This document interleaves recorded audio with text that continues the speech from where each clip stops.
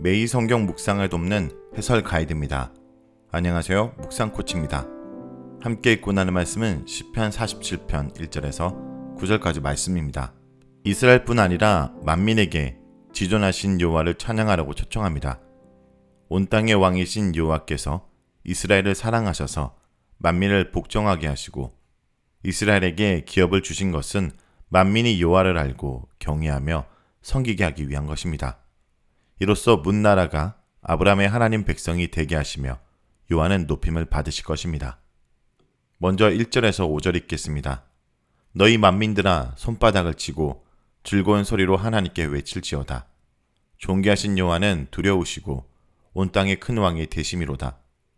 여호와께서 만민을 우리에게 나라들을 우리 발 아래 복종하게 하시며 우리를 위하여 기업을 택하시나니 곧 사랑하신 야곱의 영화로다.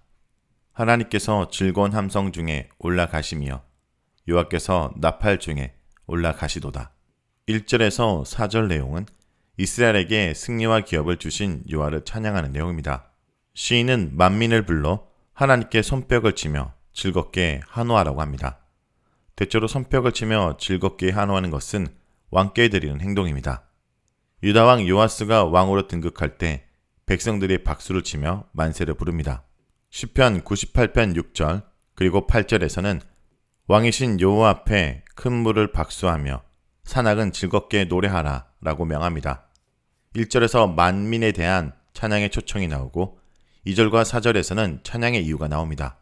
시인이 왕께 드리는 행동으로 여호와를 맞이하라고 만민을 부르는 이유는 무엇일까요?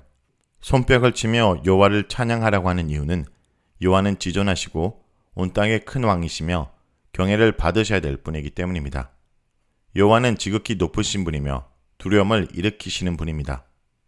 온 세상을 다스리시는 크신 왕이시므로 만민이 손뼉을 치며 즐겁게 찬양해야 됩니다.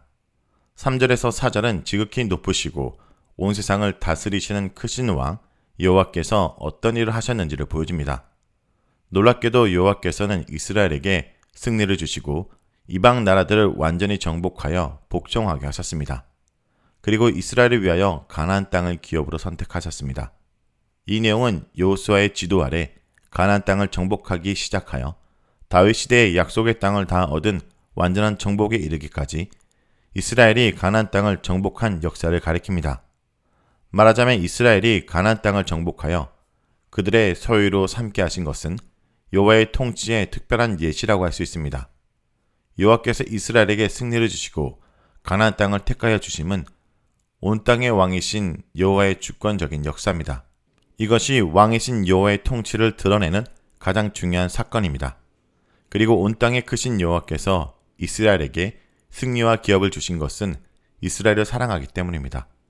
이스라엘이란 이름 대신 야곱이란 이름을 쓰는 것은 인간적인 면을 강조하는 것입니다. 야곱은 여호와가 사랑하시는 자입니다. 여호와가 야곱을 사랑하심으로 승리와 기업을 주신 것은 야곱의 영광입니다. 5절은 여호와 하나님께서 즐거운 함성과 나팔 소리가 나는 가운데 올라가셨다고 말합니다.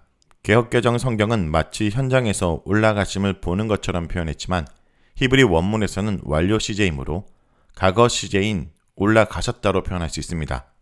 그런데 하나님께서 어디로 올라가셨는지 목적지가 나와 있지 않습니다. 여기에 여러 가지 많은 견해들이 있습니다. 여호와가 가나안 땅을 정복하고 이스라엘에게 그 땅을 주심으로 가나안의 신이 가장 큰 신이 아니라 여호와가 세상을 다스리시는 진정한 왕이라는 것을 드러내는 왕으로 등극한다고 보는 견해입니다. 즉 어떤 장소로 가셨다라는 것보다 위치를 가리켜서 지극히 높은 위치, 즉 왕의 위치로 올라가셨다라고 보는 것입니다. 또 여호와가 지상에서 가나안을 정복하고 이스라엘에게 기업을 주심으로 온 땅을 다스리는 왕이심을 알리시고 하늘 보좌로 올라가셨다고 보는 견해도 있습니다.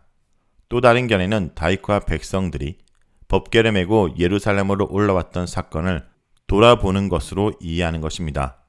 사무엘하 6장 15절에 다윗과 온 이스라엘 족속이 즐거이 환호하며 나팔을 불고 여호와의 궤를 메어 오니라 의 말씀대로 가나안 땅과 예루살렘을 정복한 후에 법궤를 메고 예루살렘으로 올라가는 것을 법궤로 상징되는 주님의 임재가 온 땅의 왕으로 예루살렘에 향하여 올라가시는 것으로 보는 것입니다.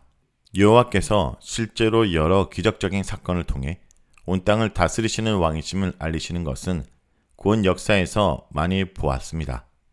여호와가 왕이신 것을 알리시기는 하지만 새롭게 왕으로 등극하실 이유는 없습니다.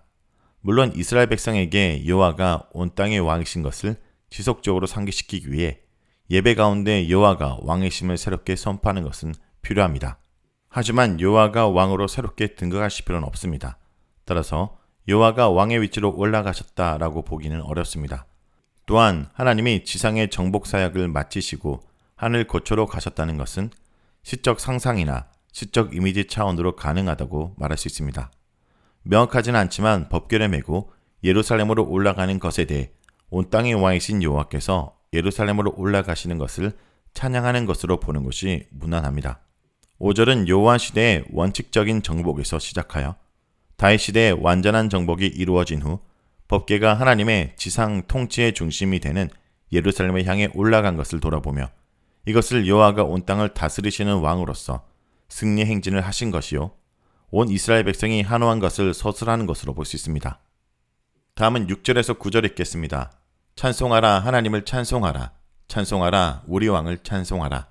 하나님은 온 땅의 왕이심이라 지혜의 시로 찬송할지어다. 하나님이 묵백성을 다스리시며 하나님이 그의 거룩한 보좌에 앉으셨도다. 문나라의 고관들이 모임이여 아브라함의 하나님의 백성이 되도다.